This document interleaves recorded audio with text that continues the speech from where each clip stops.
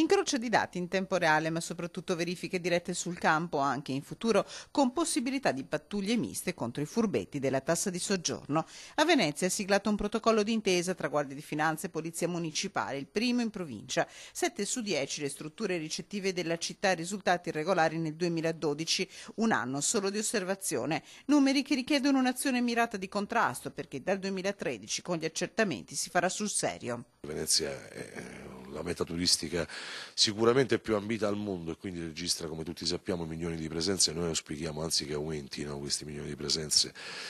Naturalmente occorre che siano rispettate le norme. Un'imposta mal digerita sin dal suo nascere, la tassa di soggiorno, un'imposta necessaria per la sopravvivenza e il mantenimento della città, precisa il sindaco Orsoni.